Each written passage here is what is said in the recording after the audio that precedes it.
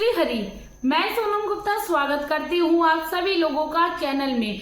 दोस्तों, आज की वीडियो में हम जानेंगे मकर संक्रांति के दिन कौन से वो दान है जिनको हमें जरूर करने चाहिए, जिससे हमारे घर की गरीबी खत्म होती है। जी हाँ दोस्तों, मकर संक्रांति का त्योहार हमारे हिंदू धर्म के लिए बहुत ही पावन माना जाता है, पुनीत माना जाता है, दान पुण्य का त्योहार है। तो कैसे आपको ये त्योहार जो है वो मनाना है, कैसे इनके नियमों को पूरा करना है, आज की वीडियो में सारा कुछ हम जानेंगे। तो वीडियो के एंड तक बने रहिएगा, क्योंकि इस त्योहार को बड़े ही धूमधाम से मनाया जाता है कई राज्यों में।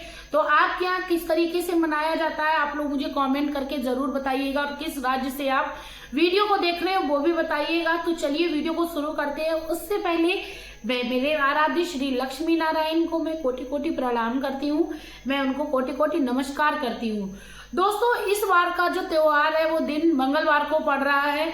तो इस दिन हमें सुबह उठना है, जल्दी से स्नान करना है, क्योंकि मकर संक्रांति के दिन लोग नदी, तालाब, गंगा स्नान के लिए जाते हैं।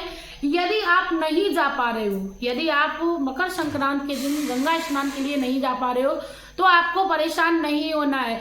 आप अपने घर के नहाने के पानी में एक चम्मच, एक ढक्कन गंगा जल को डालकर स्नान कर लीजिए। आपको पूर्ण गंगा स्नान की फल की प्राप्ति होगी। तो ठीक है, तो बिल्कुल परेशान नहीं होना है, क्योंकि आजकल सभी बिजी हैं, बहुत ज्यादा सर्दी हो रही है, तो छोटे बच्चों को लेकर घर से बाहर नहीं जा सकते हैं, या बड़े बुजुर्ग हैं उनको भी लेकर नहीं जा सकते हैं, खुद भी ठंडी का माहौल है तो नहीं जा सकते। तो परेशान नहीं होना, इस तरीके से आप मकर संक्रांति पे गंगा स्नान कर सकते हो। अब बात करते हैं कि इस दिन हमें और कौन कौन से नियम करने हैं। तो इस दिन बालों के धोने की बात करें तो सुहागन स्त्रियां इस दिन बाल धोकर दान पुण्य कर सकती हैं। नहीं तो इस व्रत में यदि आपके बाल सही है, आपने किसी भी तरीके से नॉनवेज नहीं खाया है, या किसी भी तरीके से आपके बालों में अशुद्धि नहीं हुई है, तो आप बिना बाल धोए भी इस दिन दान पुण्य कर सकती हैं। अन्यथा आपको लगता है कि नहीं, आप शुद्ध नहीं हो, आप किसी भी तरीके से आप पवित्र हुई हो, आप महिला हैं, आप गृहिणी हो, एक तो किसी भी तरीके से आपको लगता है आप अपवित्र हुई, तो आपको इस दिन बाल धो लेने हैं। और चाहे तो आप एक दिन पहले भी धो सकते हो, सोमवार के दिन। सोमवार के दिन बाल धोने के बाद आपको याद रखना है लहसुन प्याज नहीं खाना है, या किसी भी तरीके से नॉनवेज रेसिपी का आपको सेवन नहीं करना है। ठीक है, तो ये चीज क्लियर हो गई। अब आप लोगों का ये भी एक क्वेश्चन रहता है कि दीदी झाड़ू पोछा वाली लेट आती है, मैड लेट आती है, तो फिर क्या करें। तो उसके लिए आपको क्या करना है, सुबह में उठ के अपने घर में झाड़ू जरूर लगा लेनी है। बासे घर आंगन में हमें दान पुण्य नहीं करना है। अपने घर के मंदिर को भी साफ सुथरा करना है। पहले भगवान को स्नान कराना है, फिर मंदिर को साफ सफाई करनी है, उसके बाद हमें अपनी पूजा संपन्न करनी है। दोस्तों, जैसे ही आप पूजा संपन्न करते हो उसके तुरंत बाद आपको दान पुण्य का काम शुरू कर देना है। बात करना है कि दान पुण्य करना किसको है। तो इस दिन न सिर्फ ब्राह्मणों को दान किया जाता है, बल्कि भूखों को भोजन कराया जाता है, जरूरतमंद को जरूरत की चीजें दी जाती हैं। जैसे अभी ठंडी का मौसम चल रहा है, तो आप किसी भी गरीब को मोजे दान कर सकते हो, गर्म कपड़े दान कर सकते हो, और आप चाहो तो उनको आप हीटर दान कर सकते हो, ब्लैंकेट कंबल दान कर सकते हो। यानी आपकी श्रद्धा के अनुसार आप दान पुण्य कर सकते हो। जरूरी नहीं है आप ब्राह्मण को ही दान करें।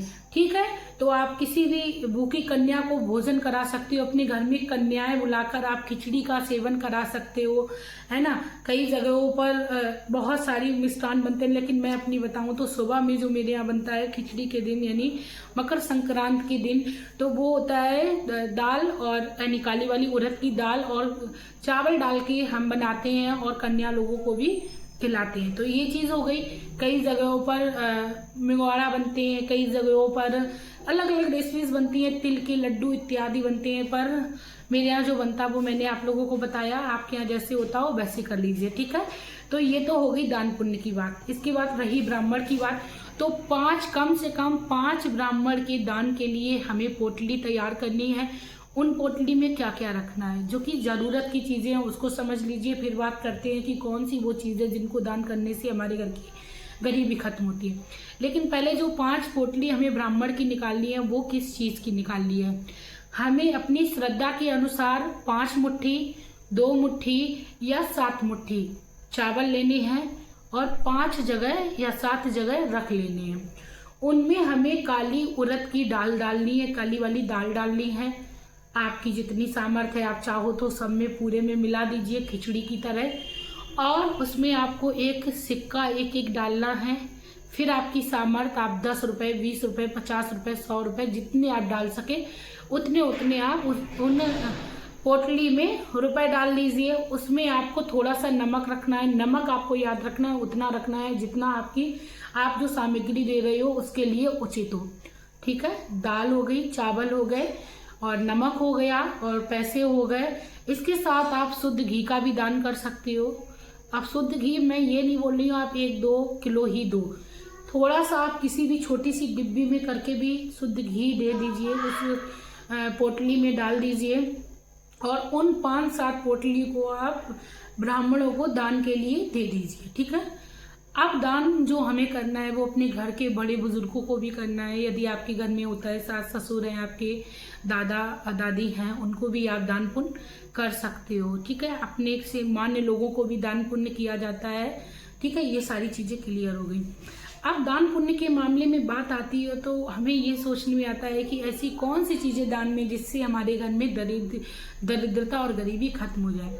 तो इस दिन यदि हम किसी ब्राह्मण को गीता, रामायण या शंख दान करते हैं तो हमारे घर में निश्चित ही भगवान श्री हरि की कृपा प्राप्त होती है। और दान जो भी हमें देना है किसी भी ब्राह्मण को, वो ऐसे ब्राह्मण को देना है जो कि पूजा पाठ करता हो। ऐसा नहीं है आपने किसी ऐसे ब्राह्मण को दे दिया जो पूजा पाठ करता ही नहीं हो, उसके घर में पुस्तक पढ़े पढ़े दीमक लग रही है, ऐसा नहीं है। उसको देना है जो रामायण का ज्ञान करता हो और गीता भी पढ़ता हो, यानी उनको ही हमें दान करना है जो पूजा पाठ इत्यादि हवन वगैरह कराते हैं। ठीक है, तो ये चीज़ क्लियर हो गई। इन चीज़ों का दान करने से आपके घर में आपके बच्चों का पढ़ाई में मन लगता है, आपके घर में भी सारे काम सिद्ध होते हैं। दोस्तों, ये थी दान से संबंधित बातों का जो कि मैंने आप लोगों को बताई हैं। आप लोग ज़रूर करिएगा। मकर संक्रांति का त्यौहार आप लोग इसी तरीके से मनाइएगा। सारा दिन किसी के लिए गलत भावना ना रखिए, खुश रहिए, एक दूसरे के साथ प्रेम से मिलजुल कर रहिए, पूरे परिवार में के साथ मिलजुल कर इस त्यौहार को मनाइए। आई होप मैंने आपको बहुत ही अच्छे से समझाया है दोस्तों, और समझ में आया हो तो प्लीज़ एक कमेंट कर दीजिए मेरे मोटिवेशन के लिए और आप खुद के मोटिवेशन के लिए। मिलते हैं नई यूट्यूब इन्फॉर्मेशन के साथ। यदि आप इसी तरीके से और भी जानकारी चाहते हो तो प्लीज़ कमेंट करिए, मैं आप लोगों के लिए वीडियोज़ लाऊंगी। Thanks for watching. Shri Hari.